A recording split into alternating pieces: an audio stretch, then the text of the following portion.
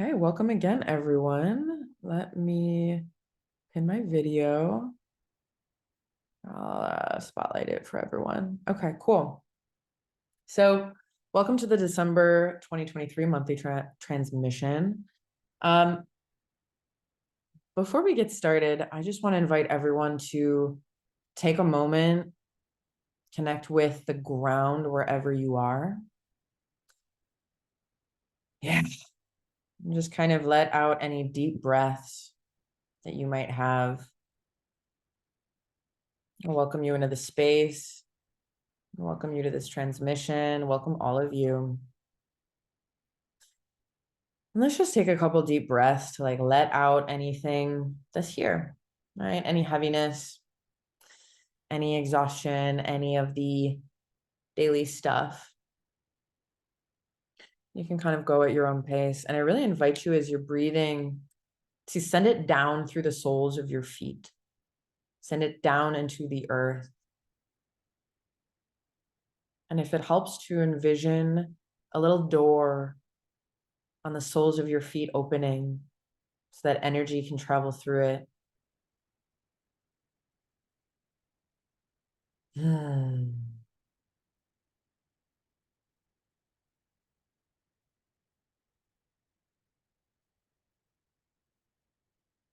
Yeah, you are so held. Let the earth take the excess.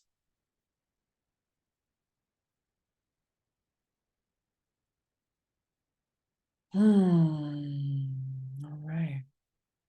And once again, welcome. So, as I mentioned, I'd like to start with a little introduction just to give you some context as to me, my work, and what is happening exactly. Because I know a lot of people will be like, this is really great, but how did you get this information? So, I'm an initiated diviner in a West African lineage. It does not have a name, but it is held originally by the Dagara people of Burkina Faso. Now, you might be wondering, how is this white girl connected to this lineage? And that's a great question. So only the beings can choose who comes into this lineage.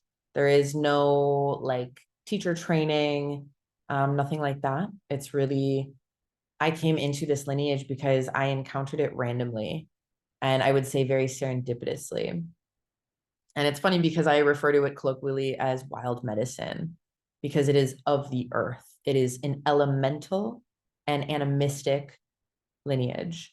So there is no medicine in the sense of no entheogens.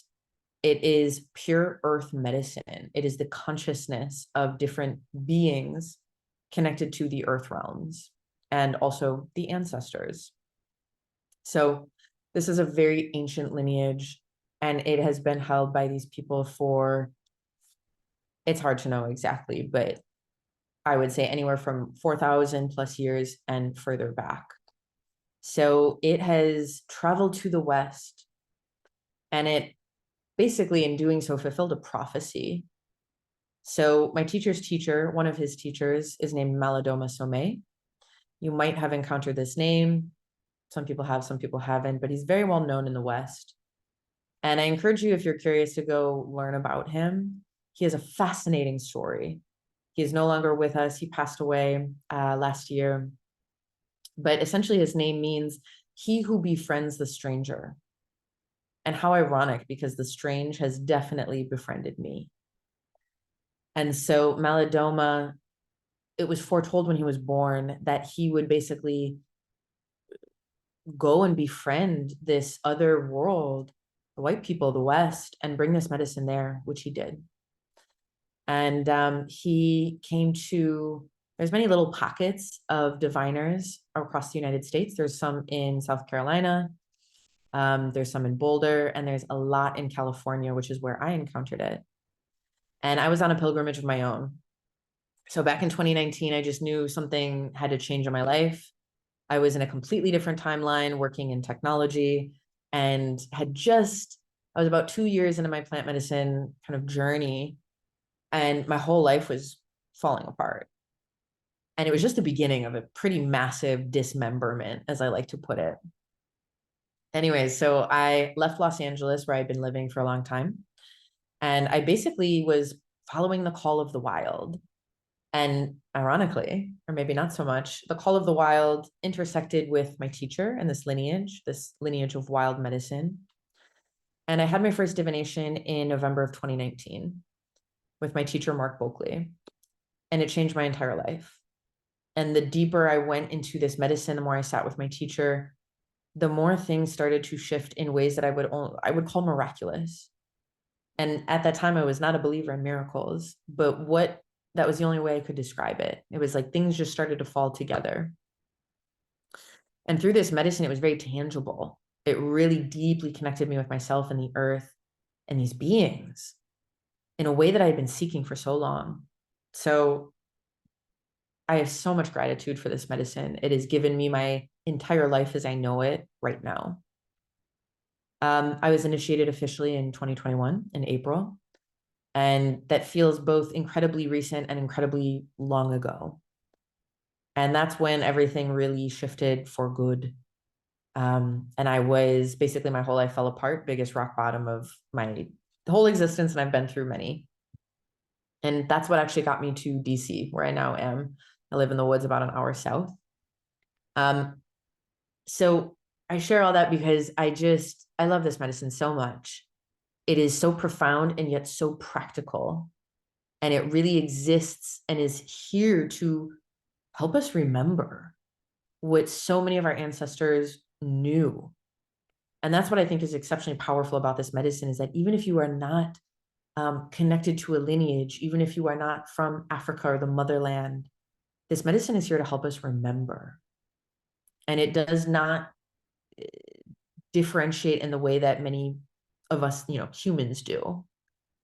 So it has been moving, right? The medicine has its own agenda, its own ideas.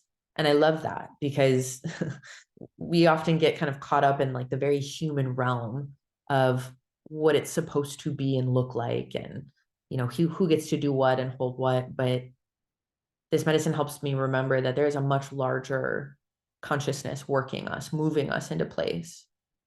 So I just want to acknowledge before we begin and honor my teacher, Mark Bulkley, his teachers, Nahile, Narcisse, Martini, and Maladoma Somé, who have been holding the House of Bakie and the House of Tampla.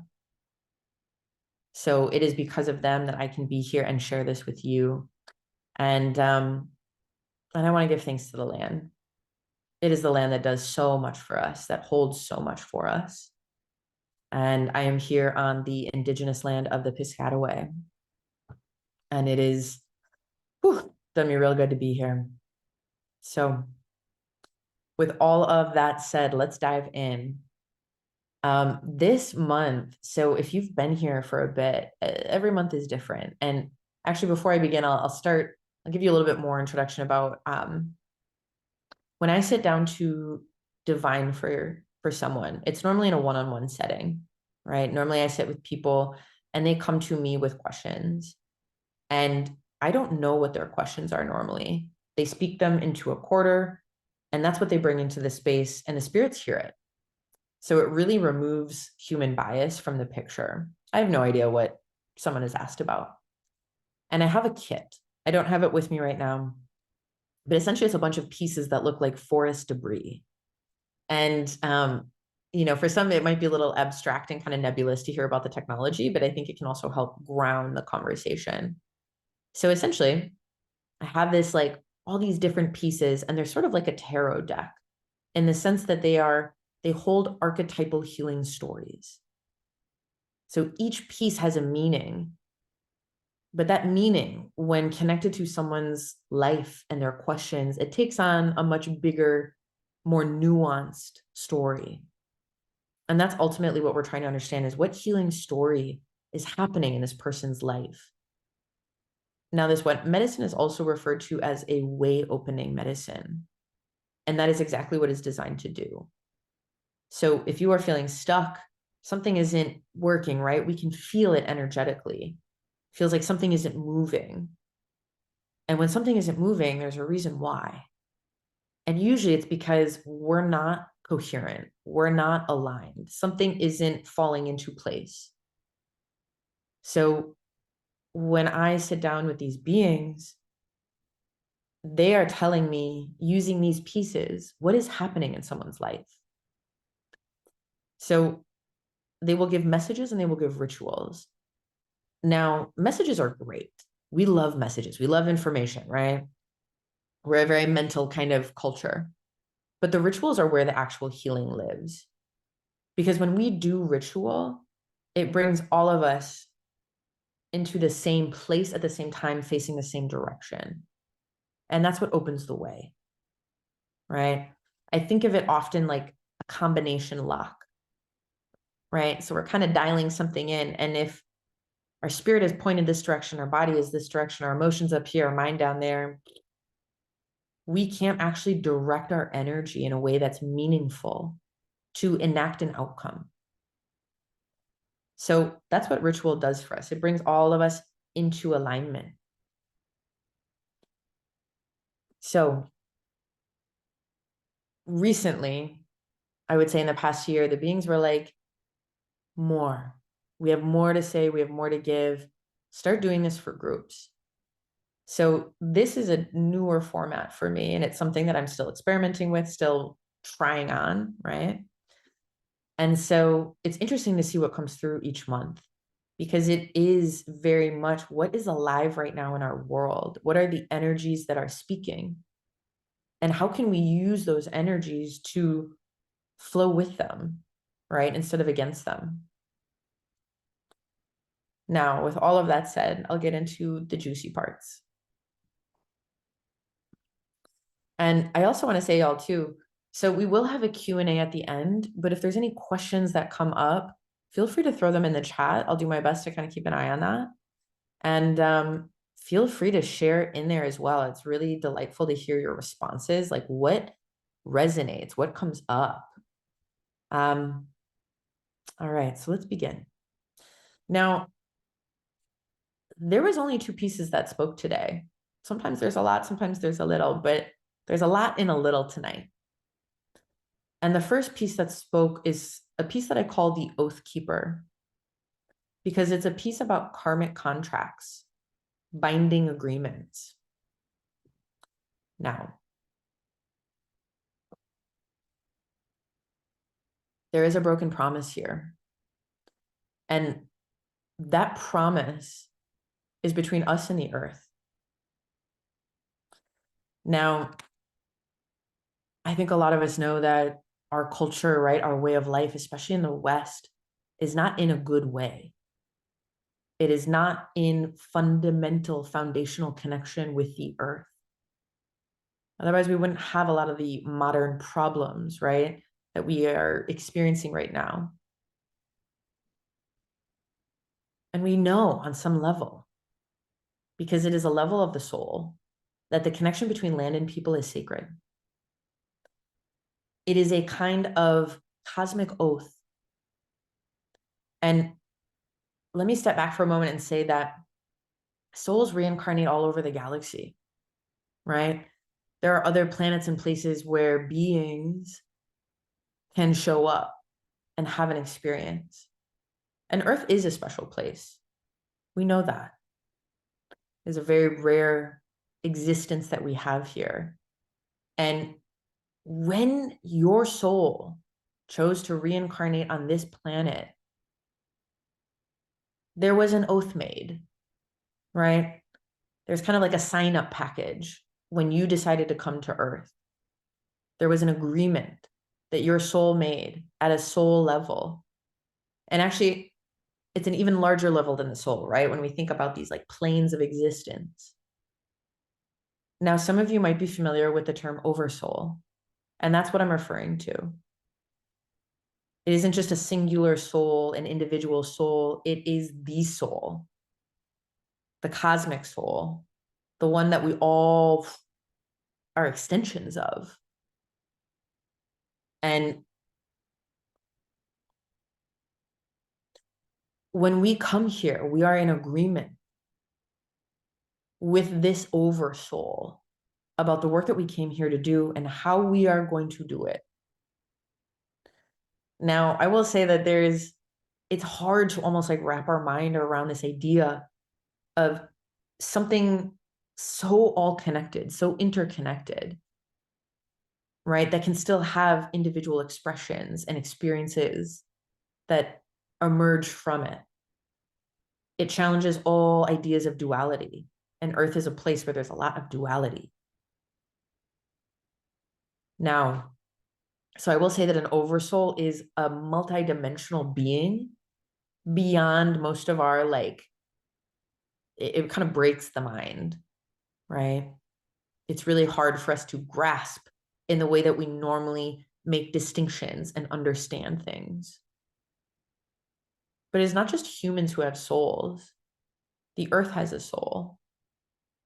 And the earth is part of this oversoul, this immense being that holds all of us and everything in it. And I checked, I was like, is this God? You know?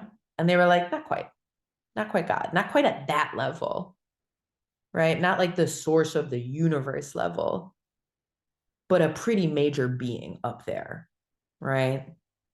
There's a lot of levels. And one way that I was trying to understand it and that they kind of confirmed, they were like, psychedelics helps you experience the soul in a more true way. And I don't know, I can't speak for everyone's experience on psychedelics. I can only speak for my own. But I do know that many times when I've taken plant medicines or psychedelics, it's like everything starts speaking. You can hear things breathing. Maybe you see eyes on everything, right? That's one of the ways that we sort of render a psychedelic experience. And that is a more true understanding of the earth. This being, the earth is a being with a soul, with a consciousness. And so plant medicines help us connect to that, right? To remember that innate nature of this soul, of this being, of which we are a part. So everything is intimately connected, right? I know a lot of this is sort of like, duh. It's impossible to sever this connection between you and earth. It is you, and you are it. So unless you're dead, and even then, right? Like, you're still there, you're still part of it, you're still in the matter of it. But it's like we forgot this limb, right? That we're connected to. You ever have your foot fall asleep? You try and like walk on it, and it's like, it's not there anymore, but it's still here. It's like that. That's sort of the nature of our forgetting. It's like the foot fell asleep, but we are the foot. So the earth is one of our original ancestors. If you go back up that family tree, the lineage, you will end up in the earth, of the earth. And one thing I love about psychedelics, I work with mushrooms. And one thing I love is that mushrooms are one of the, like, they can find it, the genetic connection that we have to fungi. They are one of the original ancestors of the whole plant and human kingdom. Right? So if we go back far enough, the lines blur. It becomes harder to tell who is what. And that's kind of the point we're getting at, right? Because it is a way of understanding our relationship that we have lost touch with, many of us, at the truest level, right? We might like love earth and get out into nature and like do buttloads of psychedelics, but at a very, very deep level, there's a part of this relationship that we are remembering because we have forgotten. Now, the ancient people were far more advanced than us in many ways. We think that we have it all figured out with our like cell phones and modern technology and 5G and all that bullshit. But when you look at some of like the sacred buildings, right? The sacred sites, for instance, and I'll use the pyramids of Egypt, right? The Great Pyramids. They still don't know how they built those. They cannot explain it based on what we would, right? Based on like the technologies that they had. And when I say technologies, I use this because we're looking at the mechanical. We're not looking at the spiritual or the energetic technologies, of which they had many. But those truths, right, that knowledge gets lost in time. Or maybe it was hidden, depends on who you ask.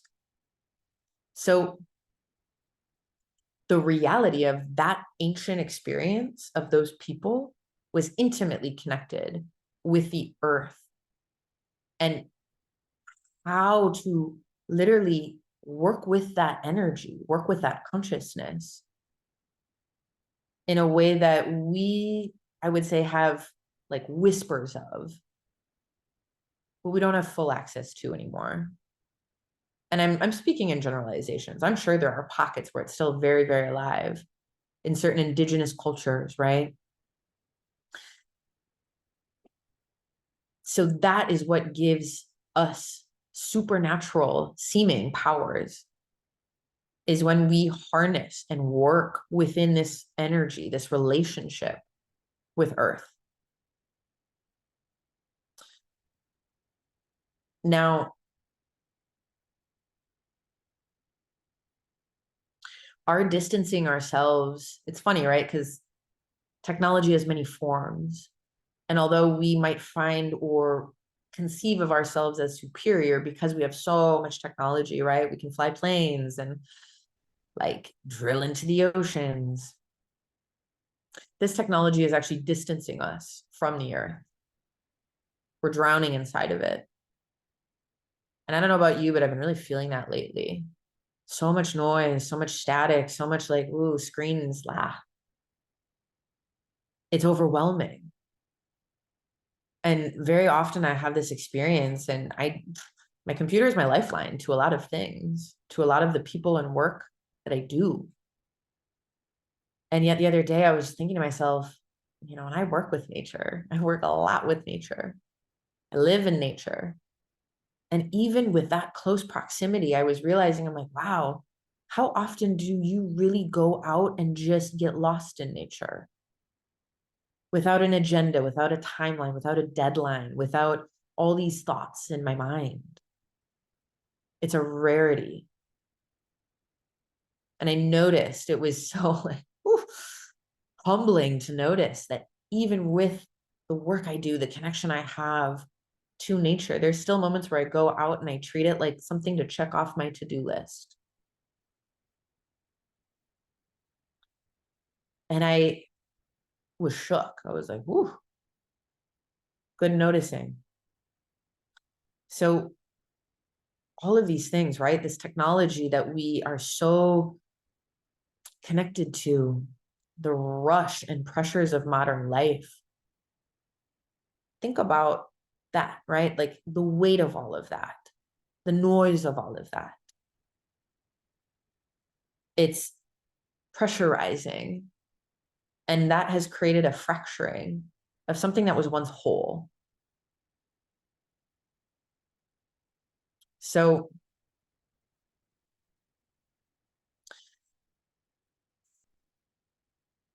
something I have noticed in working with this lineage, and I have so many stories, I won't go into them here and now, but in working with this lineage, something I have noticed is it has opened up this doorway into the supernatural, into experiences that I can't rationalize or logic. I'll give you one example. It's one of my favorites. When I was first initiated, part of the process is we offer our services to the community for free or for very small donation. And my teacher calls it getting bled into the medicine. You're supposed to div until it becomes second nature. And so I had set up all these divs with a bunch of friends. And I had one with a good friend. Her name is Mia. And that morning, the day of our div, I woke up throwing up all this water. And it was during the pandemic. So I was like, am I sick? What do I have? Nothing. COVID test negative, pregnancy test negative. Thank God. Could not figure it out. There was no other symptoms, right? I'm not like sick, but I was like, maybe I'm sick. I don't know how else to explain this. So I texted Mia and I was like, hey girl, I am so sorry. I need to reschedule our divination. She was like, oh, no problem. She's like, I had a dream about you last night. Now I do a lot of work in dreams. I'm a dream walker. But even this shook me. I was like, tell me about the dream. She said, in the dream, you and I met by the ocean and you gave me a div. And when you were done, you walked into the ocean and you disappeared beneath the waves. And there I was throwing up water. I don't know how to explain that. But things like this happen. And they happen all the time. The more that I've woven myself back in, the less I am surprised. So when we are attuned, deeply attuned to the earth, so much becomes possible. So much is happening below the surface, supporting us, communicating with us, that I don't think we can fully appreciate from the perspective of modern life, because we are so used to such loud, profane technologies. When life speaks very quietly, very deeply. So we don't have to do as much. And that is something the ancient Egyptians taught us. We can't replicate the building of the pyramids through modern technology. The precision of the most momentous blocks of stone, perfectly matched. I have seen them up close. It is astonishing. Now, when you, again, are attuned, so much more becomes possible because you are working with the energies of a much greater being. So I say all of this because I want to come back to that soul contract, the one that you made when you decided to reincarnate here. You are a steward. Everyone here is a steward. There is not a person on this planet who has not made this oath, who is not a steward. And with that comes great responsibility. Now, stewardship will look different for everyone, right? It is your unique soul level relationship with the earth. I can't tell you what that's going to look like, how you're going to work with it, how it's going to speak to you, what might happen. But having this relationship will clean your vision. It will start recalibrating how you see and how you move, so that you are going to start navigating, listening like your ancestors did. So I always ask the pieces, there's like a whole protocol when each piece is speaking. I ask its name, I ask who it's for, and I ask if it's urgent. And more often than not, it's not urgent, right? It's like, of course, something's here, let's work on it. But when a piece says it's urgent, something is real, real. And both these pieces that spoke tonight were urgent. So we are at a critical moment of remembering. And I'm guessing in some way, shape, or form, you are feeling it. Something is tugging at your shirt. Yeah. I got chills just saying it. And here's what they told me. You are being asked to listen for your instructions. Now, We're all going to do this differently. Again, this is about a way of moving and being that is innately of your spirit, of your soul, primal, wild, earthy. No one can give you those instructions. No one can give you that way of beingness that is yours to remember and to reclaim.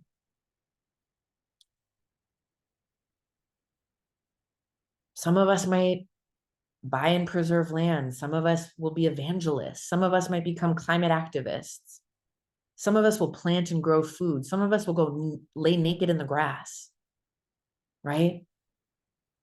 For some, it will be loud. For some of us, it will whisper. None of these are better paths than others. They are all essential paths. We are each given instructions based on our skill set and what we are most equipped to do at this time, where we are in our trajectory as beings, right? We all have a growth curve. But you are being asked to listen right now. Because when you do that, you start to repair what has been broken. And to repair what has been broken, we must come from an understanding of wholeness. Now, this has been really interesting for me. This wholeness thing keeps coming forward. It is not a mental thing. If we try and approach it from there, we're just actually reaffirming brokenness most of the time. Wholeness exists here. It is a spiritual remembrance. And I believe with my deepest core that we all can access it. So to understand wholeness, we need to recognize ourselves as part of the whole.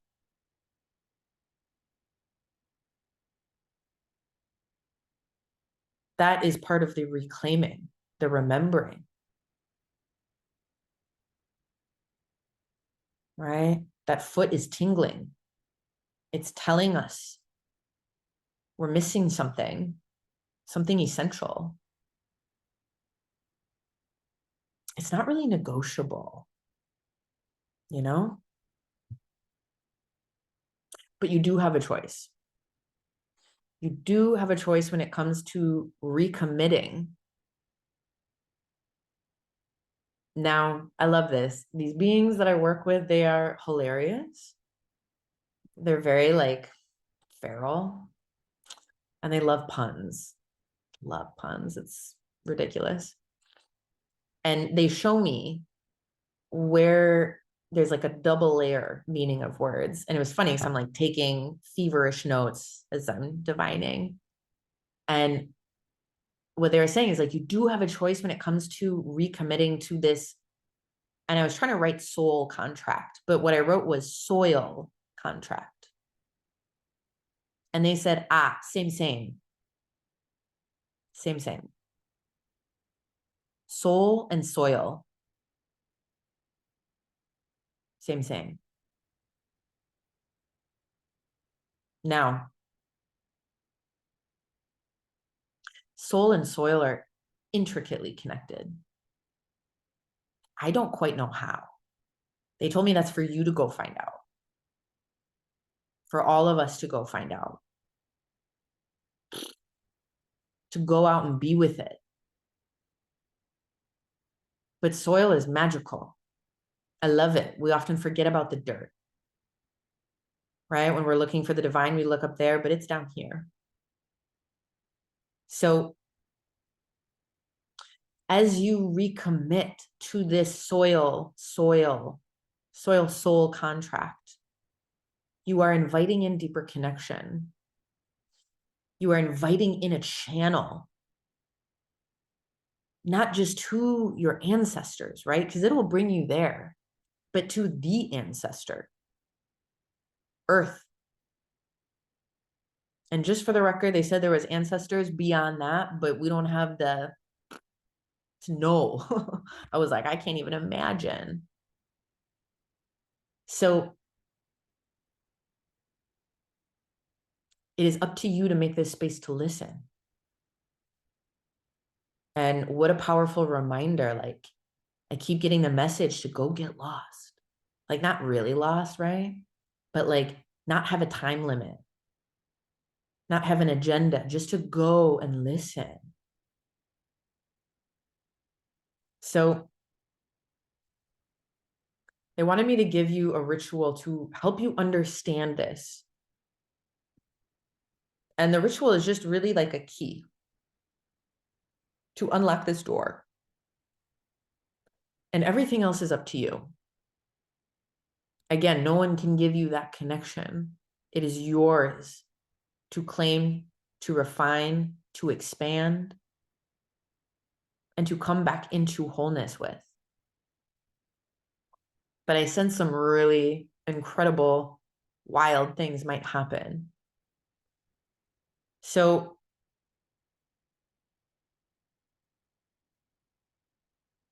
here is the ritual.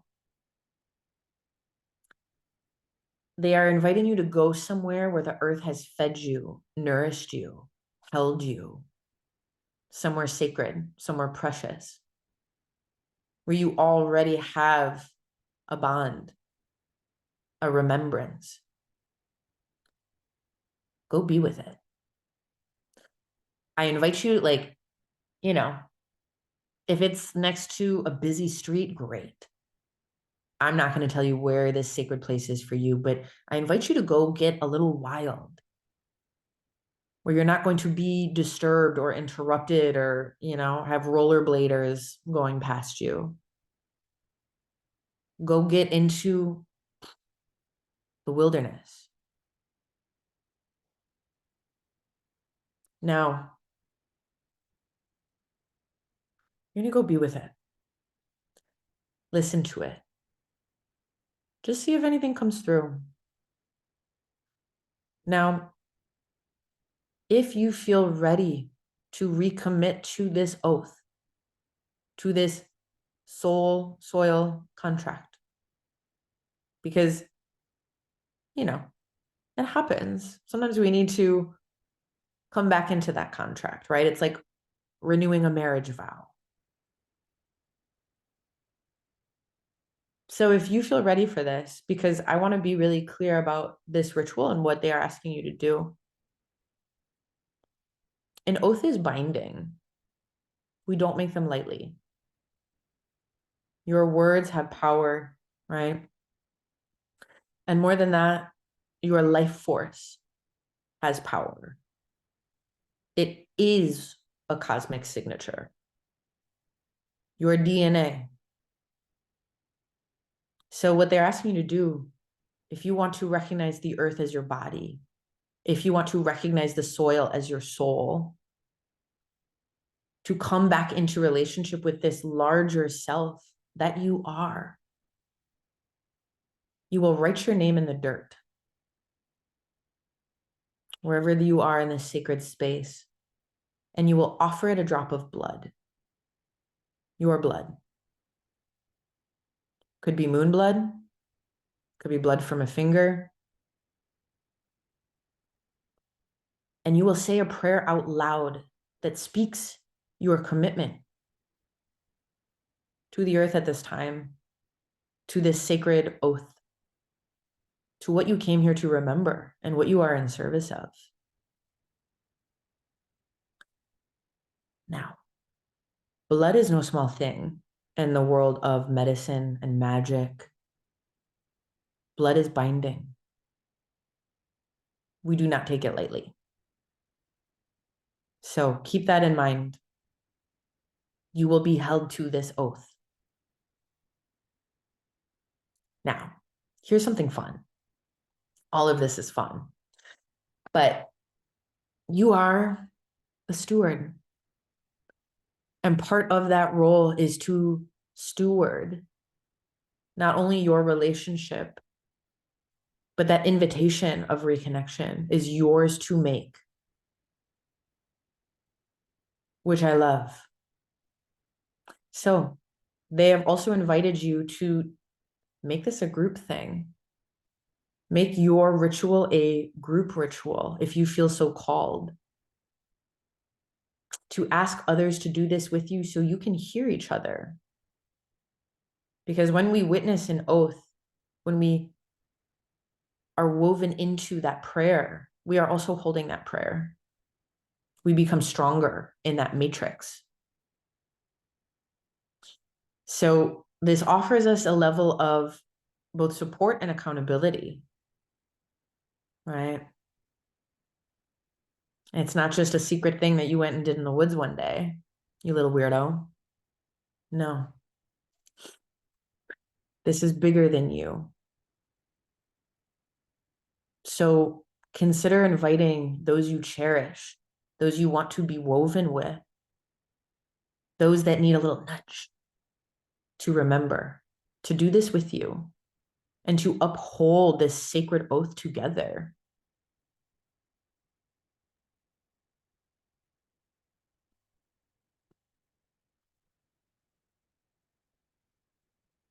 So that is the first piece.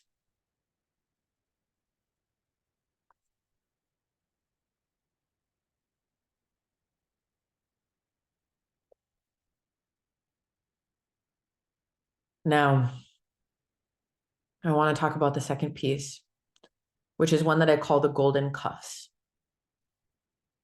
And it's a golden bracelet, another binding archetype. Now, the golden cuffs represent where we have enslaved ourselves, where we have broken through the prison that we created. And it was really curious. So nothing is insignificant when it comes to a div. When I take the pieces out and I set them on the ground, there's a protocol for it. Take 2 fists and then I dump it. And sometimes things jump out in a weird way. Sometimes things get entangled. And that means something. And in this particular instance, these golden cuffs were entangled with another piece that I call the original seed. And it's really beautiful how they work together because the original seed represents the true seed of the self and what it needs to flourish. So here we are with this seed of the self and this self-created prison. So what I received was that we are in a moment of healing the idea of separateness. Nothing exists in a vacuum. Nothing is independent, right? If we are all woven into this oversoul, we are all interconnected in ways that we can't even fathom. There is nothing on this planet that does not connect to everything else. And think about mycelial webs underground, right? This is why mushrooms are, love them. They are so deeply connected to everything. Everything is recycled through these tiny, tiny, tiny little threads to the point that we can't really, what is us? What is them? What is me? What is you? So I had to ask, it's interesting, like the last one of these I did, we talked about the original wounding being activated right now, the original wound of our planet, the original wound of humanity. And, I was like, with everything happening in Gaza right now, in the site of the original, right, Holy Land, I was like, there's something here. And what they told me, they're like, it is not explicitly related to this in the sense that it is not about the conflict. It is a symptom of a belief system writ large in our collective field. It's almost as though there's a fear that we will lose something essential if we let go of this idea of the individualism that has shaped our culture and many cultures, but I'm specifically talking about the West, right? And probably like white supremacy. So much of this emphasis that's given to I got this. I can do it. I'm independent. I've got all the answers. No problem. Right? It is a very white supremacist idea that you can do it outside or alone. There is nothing that is alone. So, but I understand this fear, right? There's the wanting to be seen, the wanting to be special, to, right? To be recognized, to have a role. And what they told me, they're like, the self, this idea of the individual self is an offering back to the whole. It always comes back to that togetherness. So, by you existing, something is made more clear, more possible, more present. And it's that energy that almost gets returned back to the collective, right? This idea of kind of God seeing itself through all the variations and forms, right? Through the diversity of life. So we are not in competition. It might feel like that sometimes. We are in contribution. So this to me feels like that imprisonment that we're breaking free of, because they were very clear. We have been imprisoned by it, and it is time to break free from it. We can't exist collectively if we are in competition. We will erase each other. That is the most logical extreme for that story. So we are moving out of this era of the individual. And it was interesting because, they were saying we need to start seeing ourselves as cells of the big self, right? Again, the sense of like the actual self, the actual oversoul is so immense. We need to start finding ways to conceptualize, to rewrite that narrative in our own being at the level of our genetics. Because there is a cancer to how we are behaving.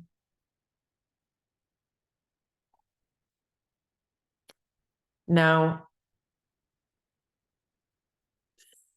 this is already starting to happen, right? We see that with what's happening, in Gaza. Is like, I saw this meme the other day where it's like, we think we're trying to liberate Palestine, but actually Palestine has liberated us because it is waking us up to how deeply connected all of our suffering is and all of our successes.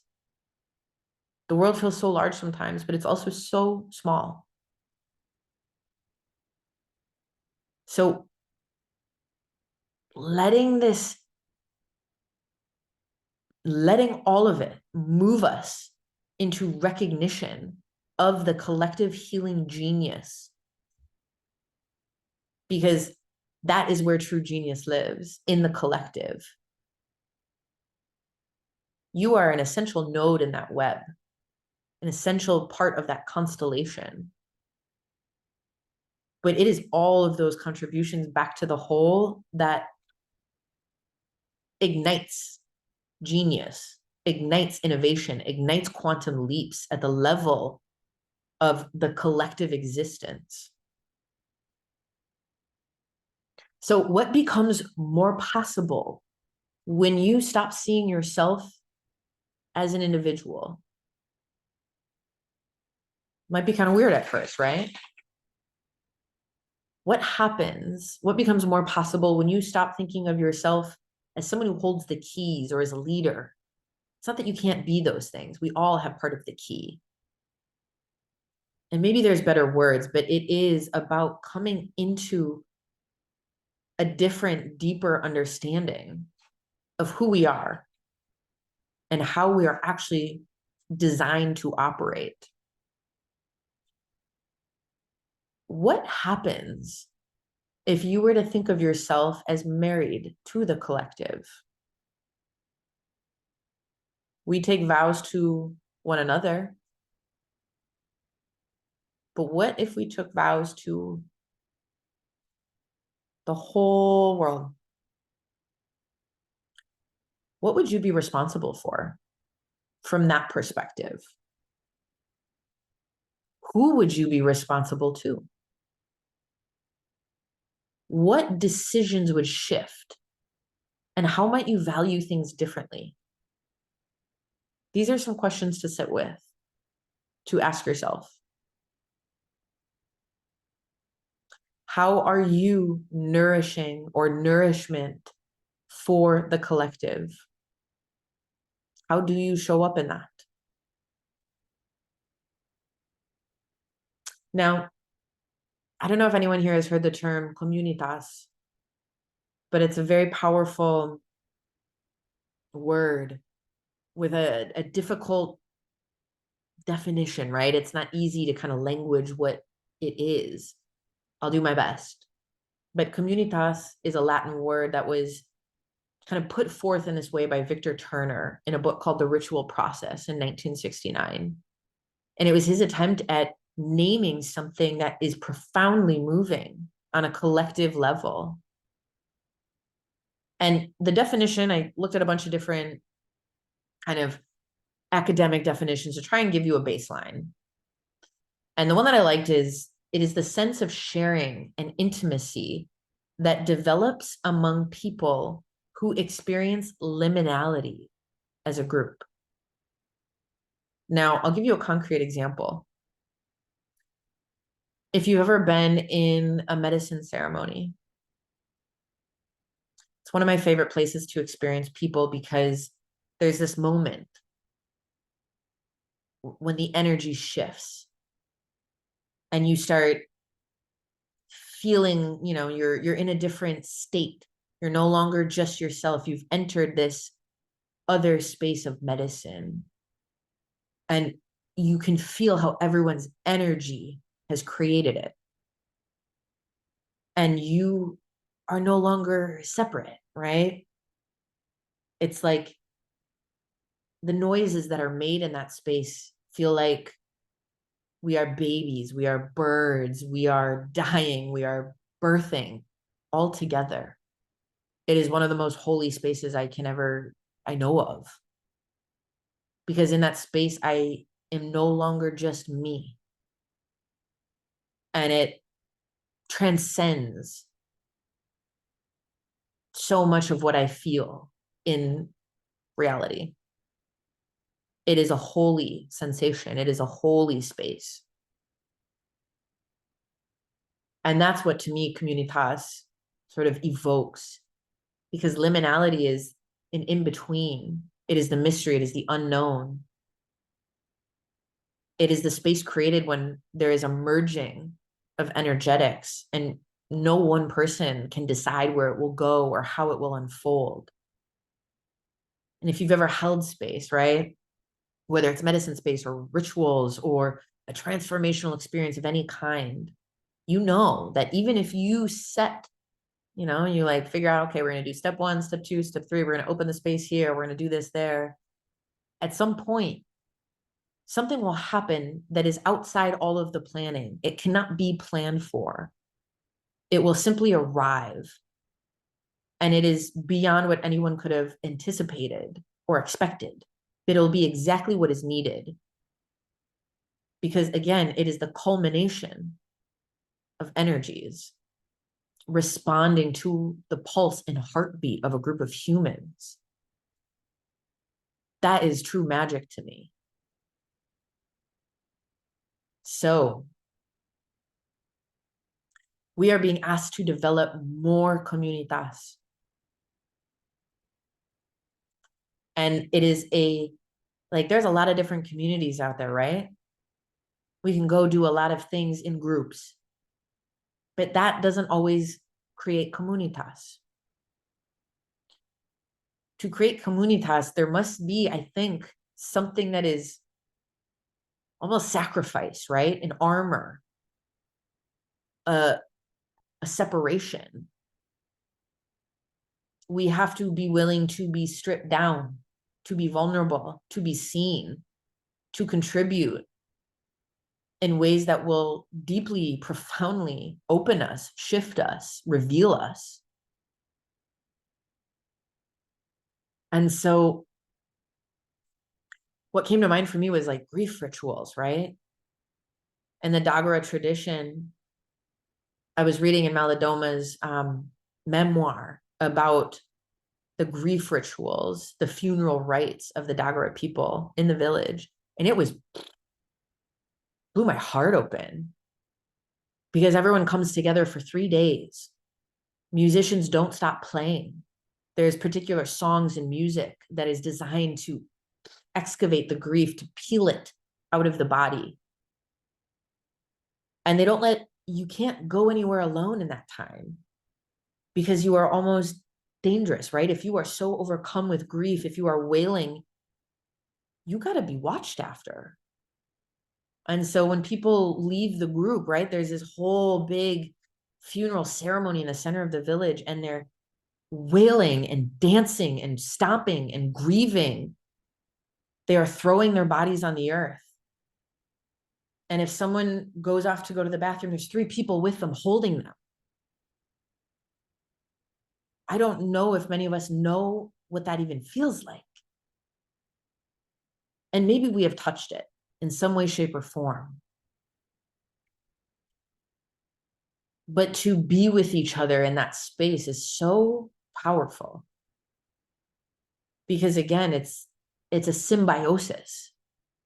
It is that cells of a larger being doing their dance. So what we might normally do alone, right? I think in the West, there's sort of this like, ooh, I got to go like grieve in silence. I got to keep it to myself. I don't want to like be a downer. Don't want to like project it onto people. I get that. But we are not designed to do that alone. The magic and healing that is made possible in the liminality requires other people. It is profoundly vulnerable. And that's the kind of medicine we need right now. We need to start doing these things together.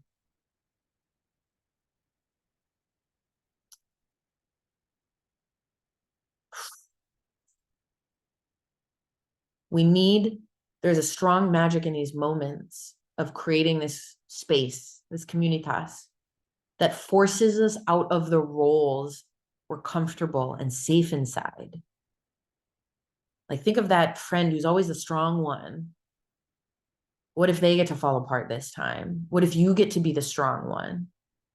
What if you get to step in the role of priestess or priest? What if you take up the drum, start singing your grief song? You might find something in you that has been hidden or buried, and it might come out into the light and rupture an armor, a protection that needs to go so that you can be alive.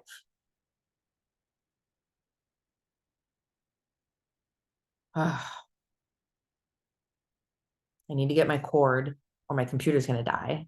Stay right there, everyone. This is a good pause moment.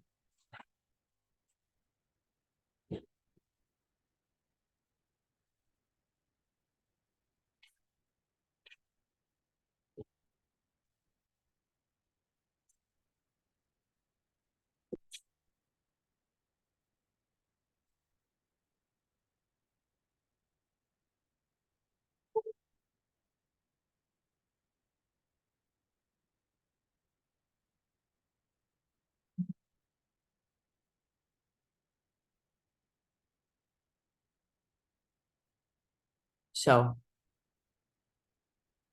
I say all of that because what we need to do as humans is recreate certain structures and spaces that will allow for that. Think about the catalytic energy that's possible. Those are spaces that birth new forms, birth new beings, birth new energies, new visions, new futures. So something that is really alive for us right now is that we do not have a lot of eldership, true elders in our communities. I grieve for this. It is so sad to me that we just like shove our old people in glorified apartment complexes and like throw away the key. These people, the role of the elder is a bridge. It is their living passages, right? And what I mean is that when we go through passages as a collective, as a community, elders are those who have come through them before.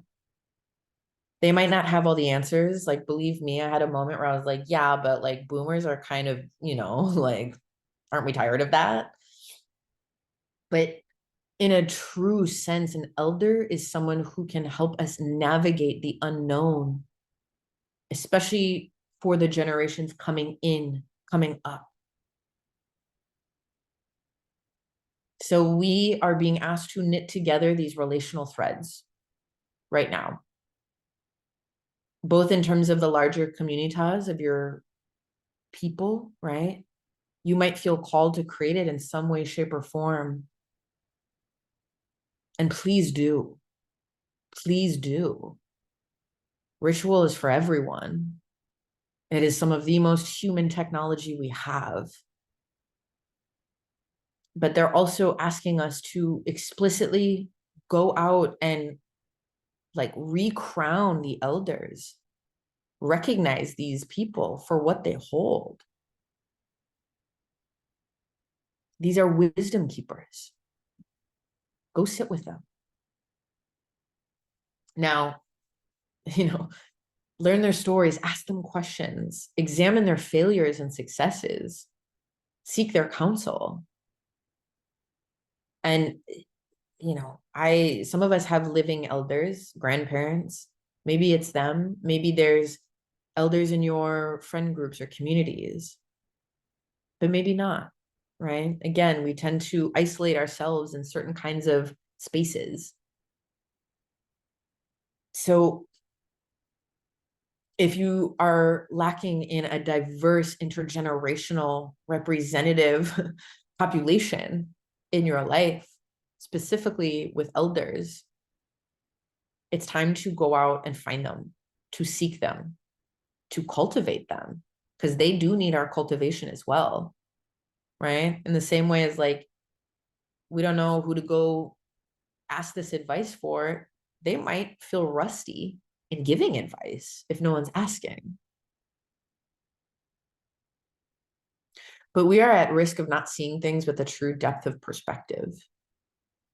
And it is the diversity of having these conversations with many different kinds of people who have had many different, experiences in life and a depth of experience that is going to give us a deeper understanding of how to approach some of the challenges and liminal passages that lie ahead of us. Because we are in an evolutionary passage right now. Things are falling apart so they can fall together in new ways. And it's not that we have to recreate the past or do things as, some other generation has done, but to actively seek out counsel that might help us see a third way, a middle path.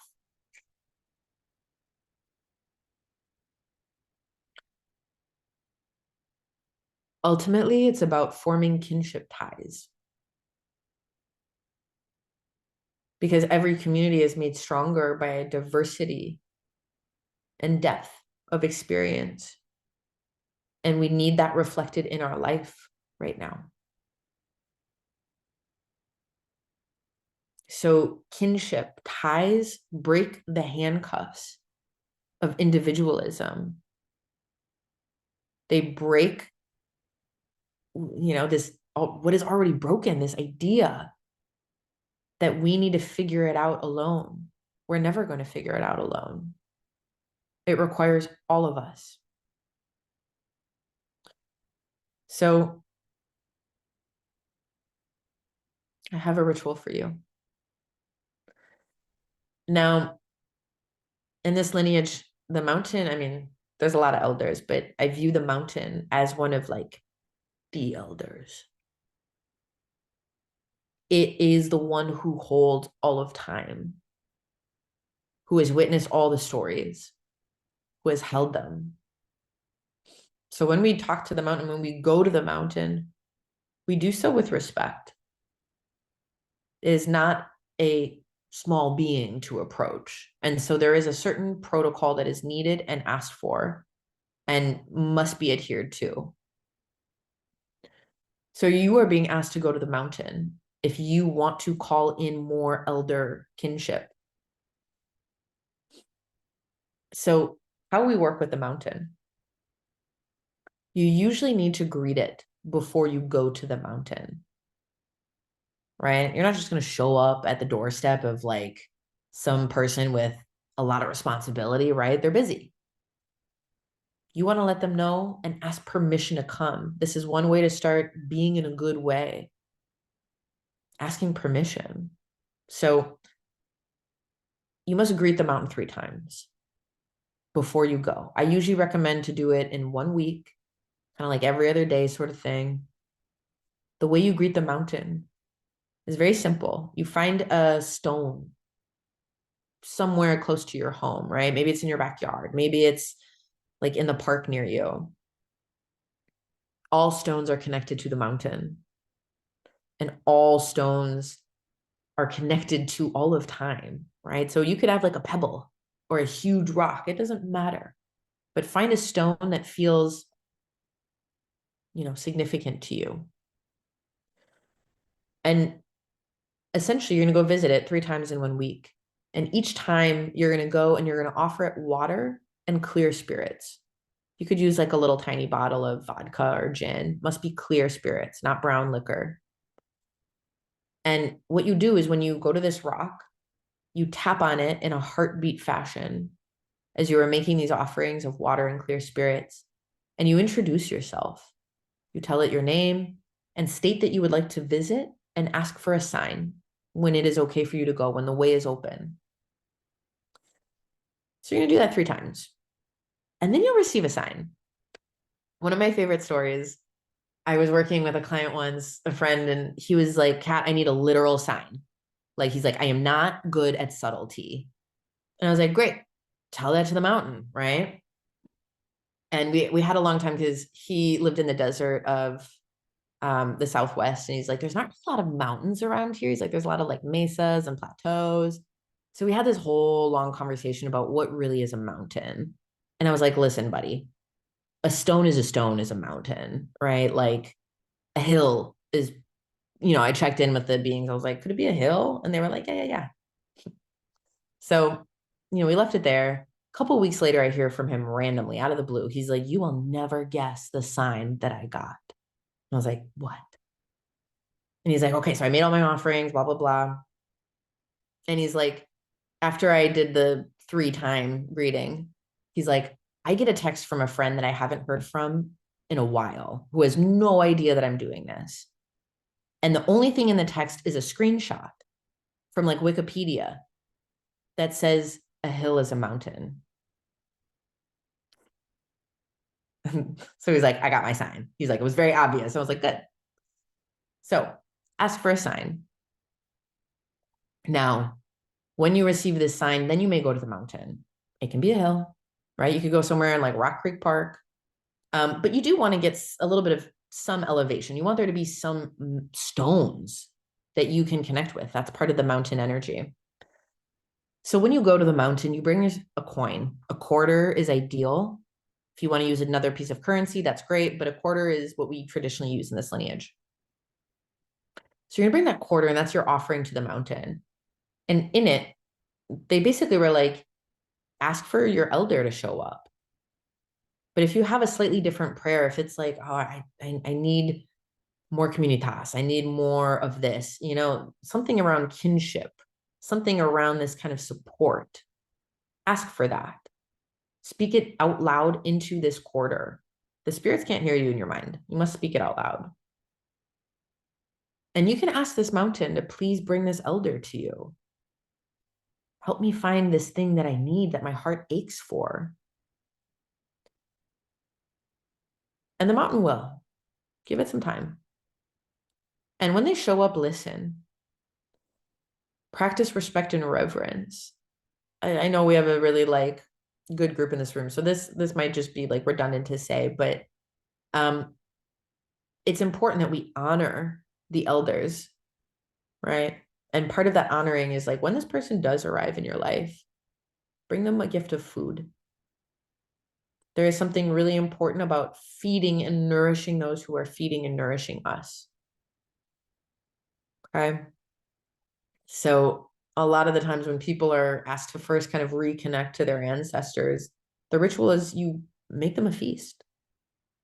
So in this vein, you're sort of being asked to give your new elder, this person who's come into your life, you give them food, make them a meal, bring something that, you know, your ancestors love to make. I don't know, whatever feels good for you.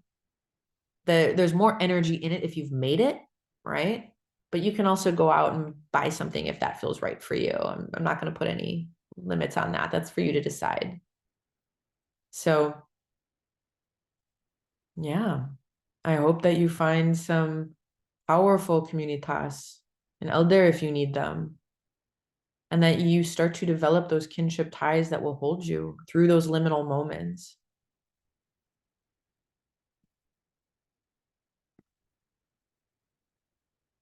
All right, y'all. I'm going to turn off the recording now. And I'm just going to say thank you to everyone for listening. We're going to move into a Q&A, and I'll be answering some of these questions in the chat. All right.